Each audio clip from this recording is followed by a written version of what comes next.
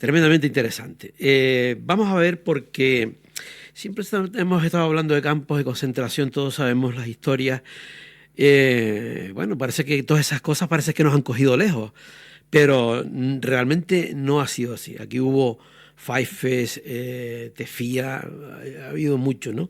Y hoy vamos a comentar y a conocer precisamente el campo de concentración de Tefía en la isla de Fuerteventura, que justamente la semana pasada ya el ministro Ángel Víctor pues hablaba no solamente de ello, sino también en el tema de Ginamar y en fin todo eso, ¿no?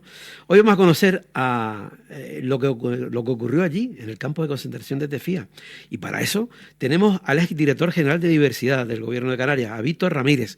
Víctor, muy buenos días. Muy buenos días, ¿qué tal? ¿Qué tal? ¿Qué tal? Muy bien.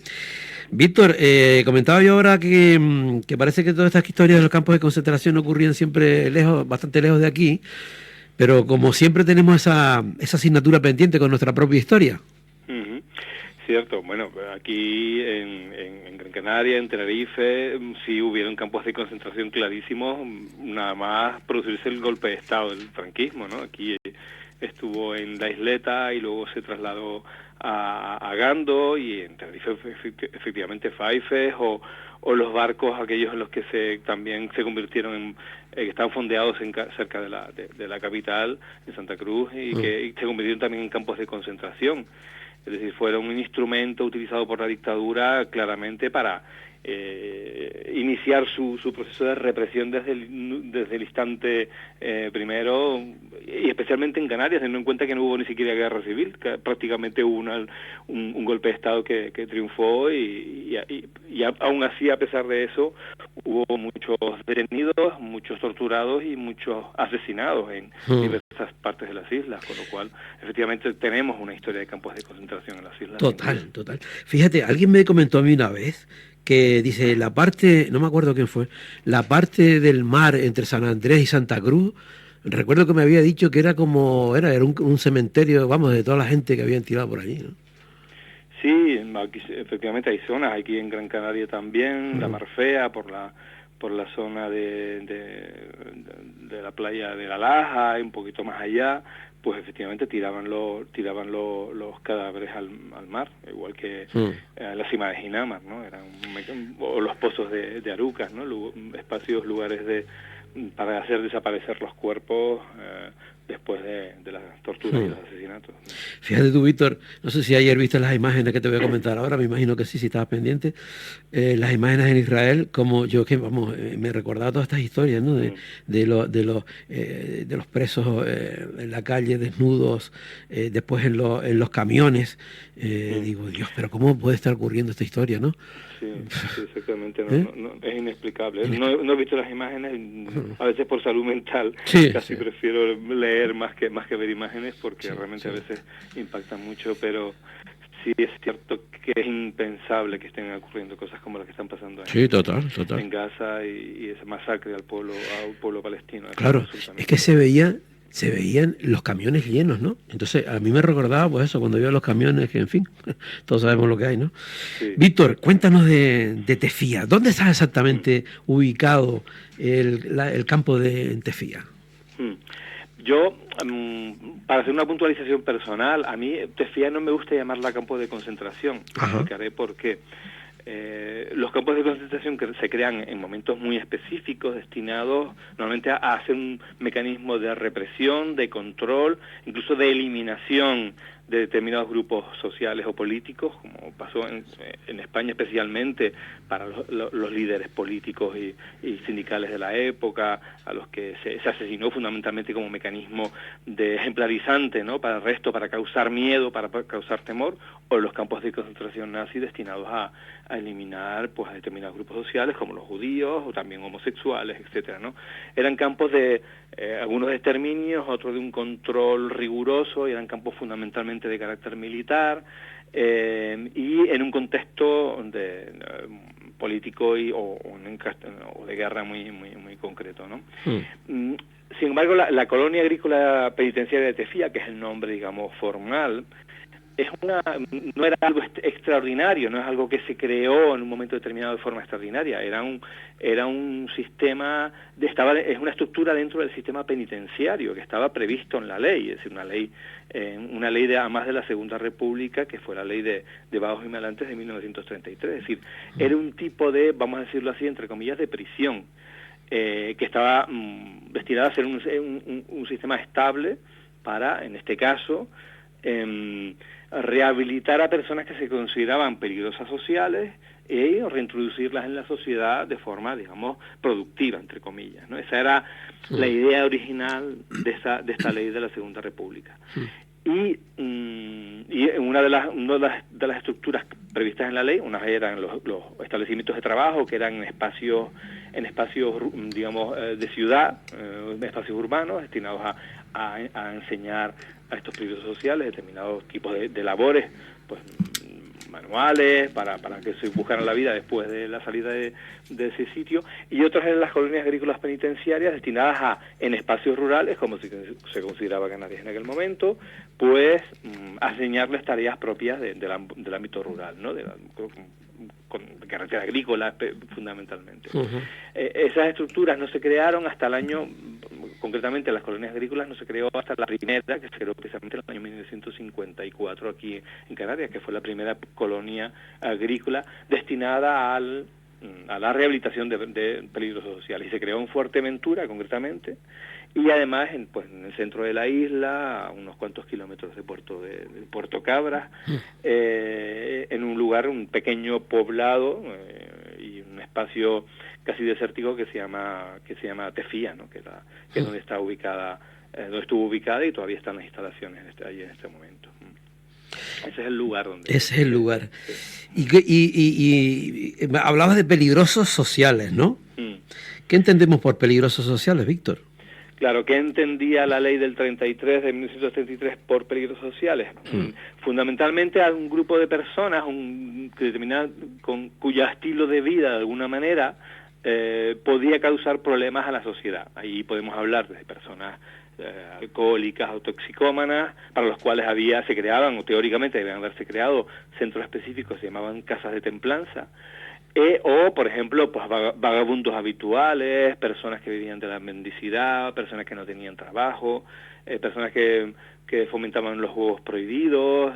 Sí, había una serie de categorías en la ley que, si se demostraba a través de los informes policiales, informes forenses, que estaba uno incluido en esa categoría, pues un juzgado, en el caso de Canarias se creó el juzgado especial de vagos y maleantes, pues el juez decidía si eras un peligro social por esas circunstancias, y además qué medidas de seguridad se imponían.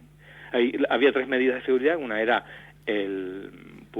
la reclusión en un establecimiento específico de rehabilitación, como digo, para las personas alcohólicas y toxicómanas, las casas de templanza. Si vivías en una ciudad, una gran ciudad, pues un establecimiento de trabajo para enseñarte, yo qué sé, fontanería o algo, un oficio de este tipo.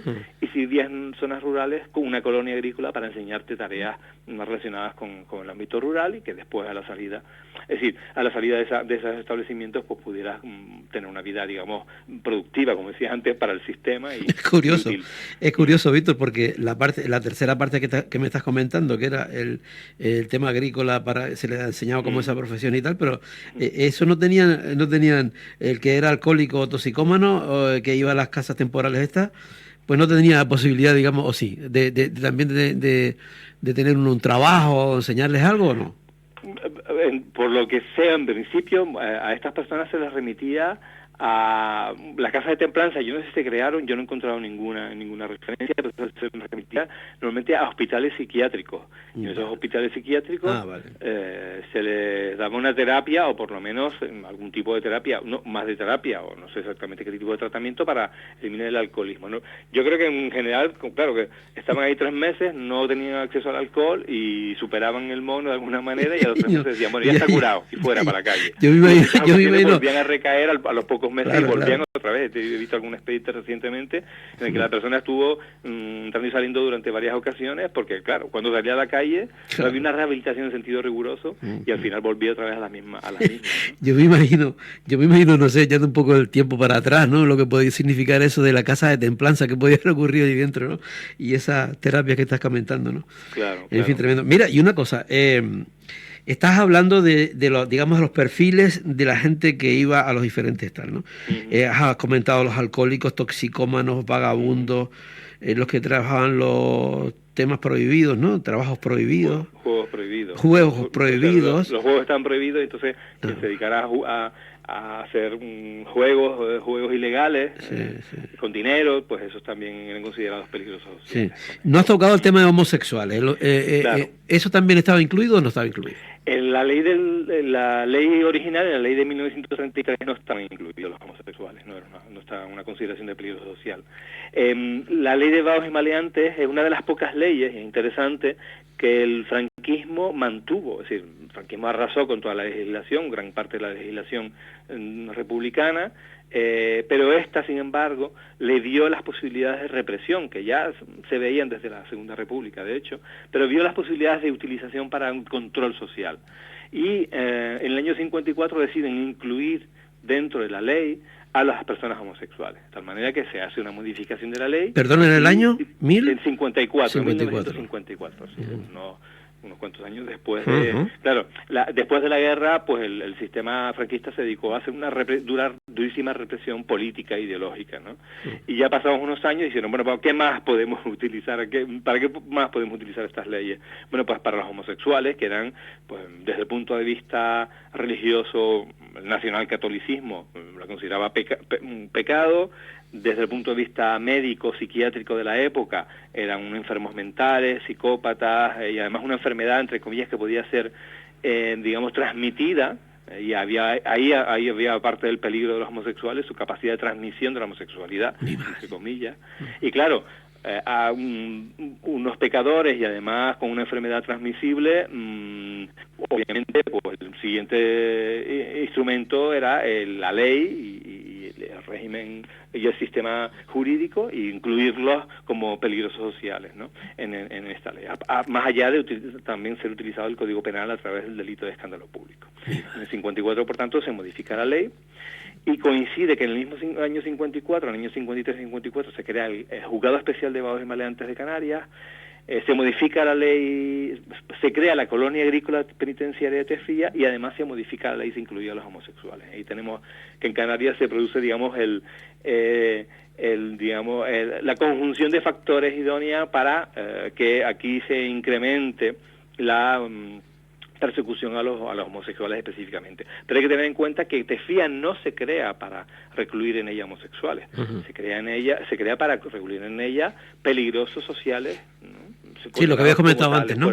Por el juzgado. Y ellos, digamos, se incorporan después, ¿o cómo? Se incorporan realmente, de hecho, los homosexuales son casi los primeros que entran. Yo mirando los expedientes de vagos y maleantes que he estado estudiando, la primera persona que entra, incluso antes, me he dado cuenta de que antes incluso de que se apruebe la modificación de la ley que incluye a los homosexuales, es un homosexual, que no es condenado por homosexual, sino por ser un delincuente habitual, una persona que vivía a los márgenes y vivía un poco del hurto, del robo, entonces se le condena por eso. Pero sin embargo además era homosexual. Pero no sale en la sentencia porque en ese momento no estaba considerada como tal, es decir, unos pocos meses antes de la modificación. Y después, a partir del año de esa modificación del 54, pues sí, ya cuando una persona era detenida por expresar su identidad de forma visible, clara, por ser pillado en prácticas sexuales con personas del mismo sexo, por cualquier otra consideración, o por ejemplo por el rumor de ser homosexual, que en muchas ocasiones también era un motivo de detención, pues entonces era llevado al juzgado, y si el juez lo consideraba oportuno, pues condenado, más que condenado, o sea, sometido a medidas de seguridad que se llamaban, y una de ellas era estar un tiempo determinado en una colonia agrícola, como el caso de Canarias. No todos los homosexuales detenidos durante la vigencia de la ley de vagos y maleantes, que fue hasta el año 70, estuvieron en Tefía, hubo ahí yo calculo que unos 20 y pico homosexuales, entre el 54 y el 66, que es lo que dura la colonia agrícola, sino que también estuvieron en otras prisiones, en Gran Canaria, en Tenerife y en La Palma también fueron recluidos homosexuales por esta ley. Mi madre. Con la perspectiva del tiempo y pensar que todavía eso ocurre en muchos lugares del mundo, es que me parece increíble, ¿no? Mira, una cosa, Víctor, y entre el 39 y el 54, ¿cómo fue la historia?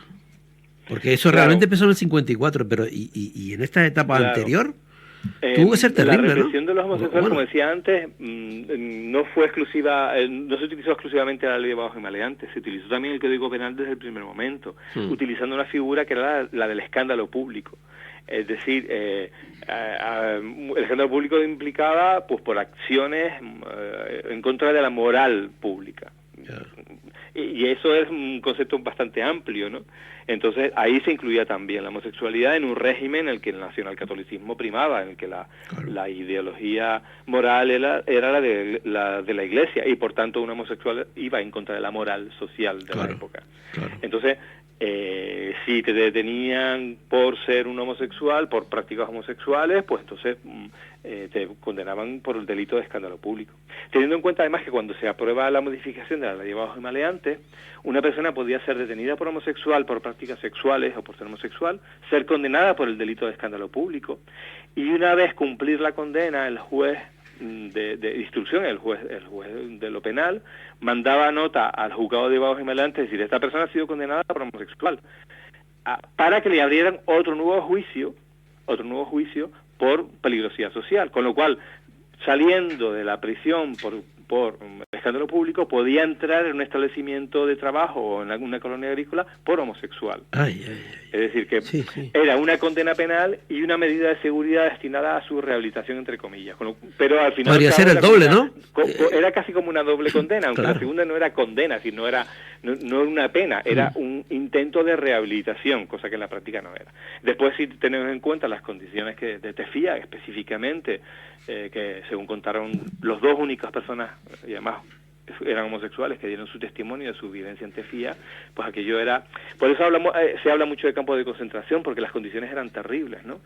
Pasaron mucha hambre, había trabajos forzados, picando piedra en una cantería, los malos tratos eran muy habituales, es decir, ellos lo vivieron, y después leyendo cosas sobre los campos de concentración por ejemplo de Alemania, lo vivieron como esa experiencia, en su experiencia personal la vivieron como en un campo de concentración nazi prácticamente. Es decir, como te decía Octavio, dice, salvo los crematorios, de resto era casi igual, se sentían humillados, agredidos, se daban palizas. ¿Y le daban terapias, por ejemplo, terapias que ellos pensarían que o no? No, era de trabajo solamente. Nunca hubo terapia. No. La terapia era el trabajo duro, la disciplina rigurosa y el trato infamante, ¿no? Vejatorio. Eso era en las terapias, porque evidentemente el régimen sabía en última instancia que a los homosexuales no se les podía entre comillas curar, ¿no? Por la experiencia que tenían a lo largo de los años. Además se veía, ¿no? Esto en los informes forenses en muchas ocasiones, que decían, bueno, pues esto no tiene cura, es decir, realmente no, porque obviamente no es una enfermedad, eso lo decimos ahora, pero en aquel momento no se decía, es decir, pero de alguna manera se intentaba hacer esa rehabilitación simplemente a través de un sistema riguroso de régimen de trabajo y de disciplina, que se afectaba evidentemente a todas las personas consideradas. ¿Y los presos los tenían separados allí o eran todos conjuntos?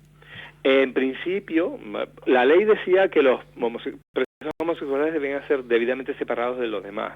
Por si acaso se le pegara. Para evitar el contagio.